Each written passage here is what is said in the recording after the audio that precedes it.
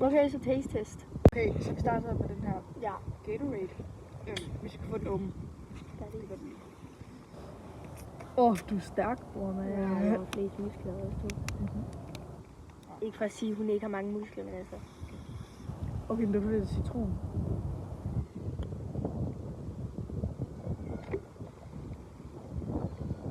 Smager lidt prime.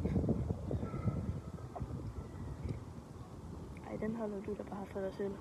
Jeg synes, den er god. Jeg kan ikke lide. I hvert fald ikke så meget. Okay, så hvad giver du den? 1 til. Den her, jeg skal give den 7,5 ud af 10. Jeg giver den 5. Okay, så næste ting, det er den her kæmpe mango her. Vi købte den normalt. Ja, den her, som de der peanut med bare en kæmpe mango. Jeg tænker, folk har set den. Det skulle lukke op. Okay, så vi åbner den. Var det den her, så er vi ikke så Ej, Nej. nej. Nej. Hvorfor gør den det ved os? Måske det der er meningen. Hvorfor skal den med? Skal den med? Ja, der er sådan en skal udenpå. Det er jo en peanut.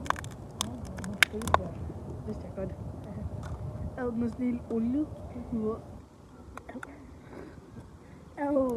Den er fyldt med oil. Den oiler op. No, det er din navn. De der, de er oiler op. Hvorfor er den så oily? Okay, er vi klar? Skal du prøve at pille? Ja. Hvordan gør man det? Du tager i skal. Sådan. Now I can touch. Ej. It's going i stykker. Ej, nej. Klar! Ingen sådan nogle, de der sticky pads. Jeg hører ind i en BH. Ej. Boy. Prøv med den.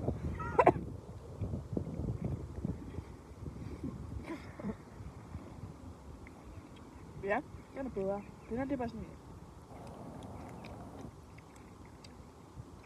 Nej, den smager sgu godt. Det smager parfume. Nej, den smager sådan ægte mango. Jo.